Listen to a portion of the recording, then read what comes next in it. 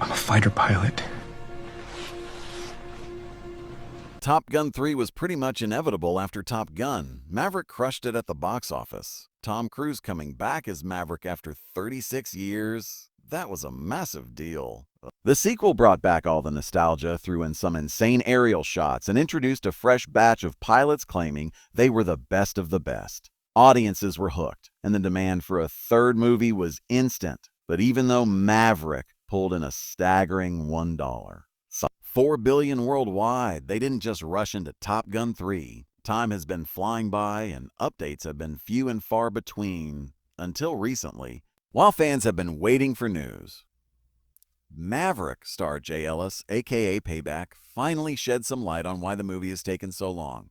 He confirmed that the script is still in the works and that the team is taking their time to get it right. And honestly, that makes sense. Tom Cruise is a perfectionist.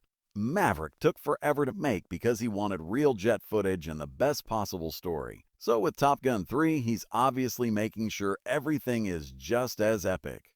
Ellis even mentioned that Jerry Bruckheimer and Joe Kosinski are still involved, so expectations are sky high. They're not rushing it, but they're definitely working on it. Even though rumors have been circulating for ages, Top Gun 3 wasn't officially confirmed until January 2024. When it finally was, the best part, Cruise was locked in to return as Maverick.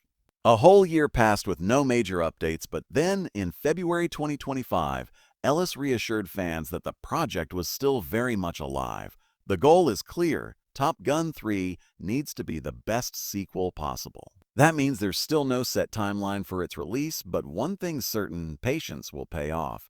Now, as for the cast, Cruise is back, obviously, but he's not coming alone. Miles Teller is set to return as Rooster, and Glenn Powell will be back as Hangman.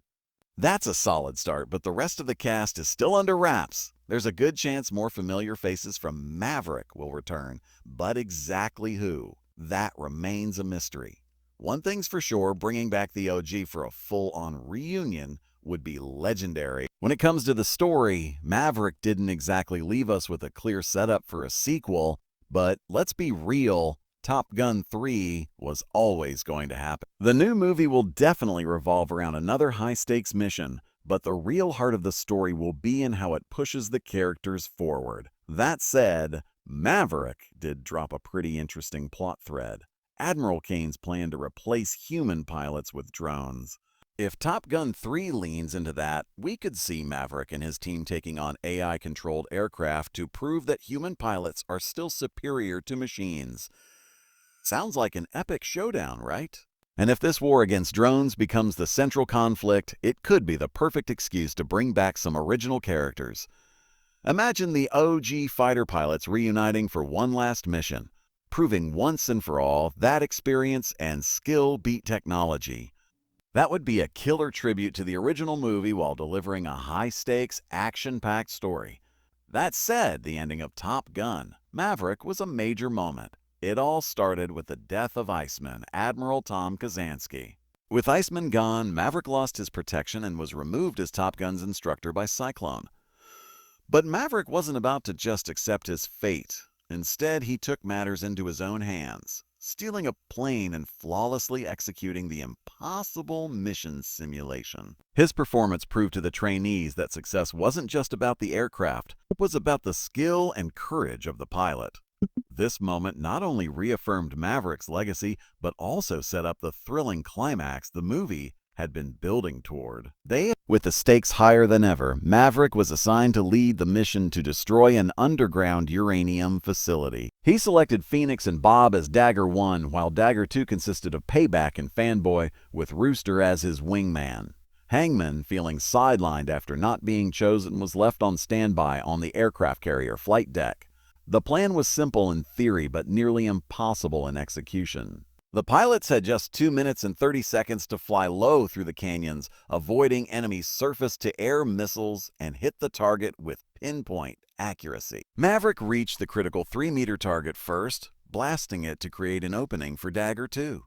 Despite obstacles, Dagger 2 picked up speed and reached the target. Rooster, in a last-second adjustment after their laser malfunctioned, successfully sight-checked and hit the target, destroying the facility.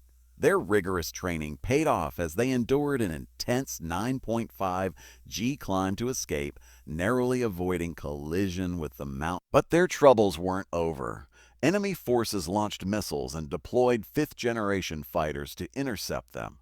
The pilots used flares to deflect incoming missiles, but Rooster ran out of countermeasures at a critical moment. With no other option, Maverick shielded Rooster with his own jet, taking the hit and getting shot down. With Maverick seemingly down, Phoenix, Bob, Payback, and Fanboy made it safely back to the aircraft carrier. Cyclone, believing Maverick to be dead, refused to scramble Hangman for a rescue mission, prioritizing the safety of the remaining pilots, but Rooster refused to leave Maverick behind. Disobeying orders, he flew back to rescue him, successfully taking down an enemy assault helicopter, but getting shot down himself. Against all odds, Rooster survived, and he and Maverick reunited on the ground. Stranded behind enemy lines, they managed to locate an old surplus F-14 Tomcat, a relic from Maverick's past, and made a daring escape.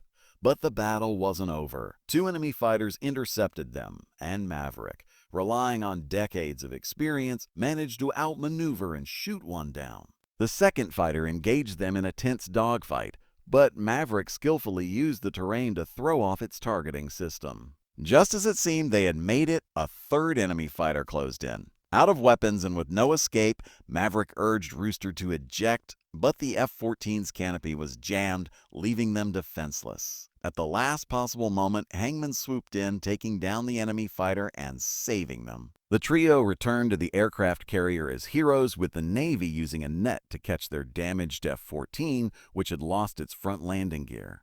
In a moment of classic Maverick defiance, he performed his trademark illegal flyby of the flight deck, rattling Cyclone one last time. The movie wrapped up long-standing tensions. Rooster and Hangman settled their rivalry, much like Maverick and Iceman had in the original Top Gun. Maverick and Rooster finally reconciled, bringing closure to years of unresolved pain. Something that Goose would have wanted. One of the most emotional aspects of Top Gun, Maverick, was how it honored Iceman and, by extension, Val Kilmer. In the original movie, Iceman won the Top Gun trophy and went on to have a decorated career, rising to the rank of 4-star admiral. Despite his high position, he never forgot what Maverick did for him. He became Maverick's guardian angel, shielding him from expulsion and ensuring he remained in the Navy. Tragically, Iceman's battle with throat cancer mirrored Kilmer's real-life struggle, making his farewell all the more powerful.